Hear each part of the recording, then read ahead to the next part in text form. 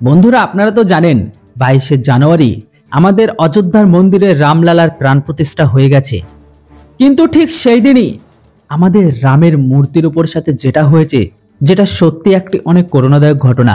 আপনারা এই ভিডিওটিতে দেখতে পাচ্ছেন যে একজন ইসলাম প্রোডাক্ট টুপিদাড়ি রাখা পরিহিত ব্যক্তি, যিনার ভারতের হিন্দুদের সম্পর্ক বা হিন্দুদের সমস্ত কিছু নিয়ে কতটা ঘৃণা থাকলে এমন কাজ করতে পারে, যদিও ম্যাক্সিমামটা এদের মাইন্ডসেট এমন। দেখুন, এত বড় একটা মূর্তির মাথার উপরে উঠে তার মুকুট থেকে শুরু করে তার মাথাটাকে ভাঙার কিভাবে চেষ্টা করছে। এবার আপনারা ভাবছেন যে নিচে তো সব লোকগুলো দাঁড়িয়ে আছে, তারা কেন কিছু বলছে না? তো বলে দিই, ওই মুহূর্তে ব্যক্তিটিকে নিচে থেকে তো নামানোর জন্য চেষ্টা করছে, কেননা আপনারা জানেন যে এই ব্যক্তিটি একবার যদি নিচে নামতে পারে তাহলে এর অবস্থা কি হবে। তো অবশেষে অনেক চেষ্টার পরে এই মূর্তিটিকে ভাঙতে গিয়ে ব্যক্তিটি উপর থেকে পিছলে নিচে পড়ে যায়।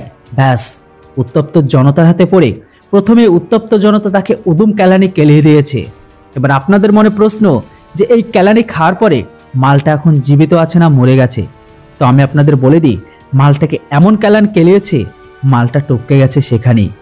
তো বন্ধুরা, আপনারা বুঝতে পারছেন লাগাতার যেভাবে ভারত বিরোধিতা বাড়ছে আর আমাদের এই হিন্দুদের উপর অর্থাৎ সনাতনী ধর্মের ভাইদের উপর যেভাবে অত্যাচার বাড়ছে, আমার মনে হয় সময় চলে এসেছে এদেরকে উপযুক্ত জবাব দেওয়ার আর মুখ খোলার, কেননা আর নয়, অনেক হয়েছে। তো বন্ধুরা, এবার আপনারাই বলুন, এই সমস্ত ইসলাম প্রোডাক্ট টুপিদাড়ি রাখা পরিহিত ব্যক্তিদের সাথে কি করা উচিত? কেননা আপনারা এখন যদি বাংলাদেশের দিকে তাকান, তাহলে এদের উপর হিন্দুদের অত্যাচার থেকে শুরু করে মন্দির আর হিন্দুদের লুণ্ঠন করে নেওয়া, এটা এখন প্রতিনিয়তর ঘটনা। সমস্ত হিন্দুদের গিয়ে তারা ধমকে দিচ্ছে, হয় দেশ ছাড়ো, নয়তো জমি জায়গা দাও, নয়তো মেয়েগুলো আমাদের হাতে তুলে দাও। মন্দিরগুলোকে ভেঙে সেখানকার আমাদের মন্দিরের সমস্ত কিছু লুণ্ঠন করে নিচ্ছে। এমনকি ধীরে ধীরে বাংলাদেশ যে একটি পাকিস্তানের মতো জঙ্গি দেশ হতে চলেছে, এতে কোনো সন্দেহ নেই।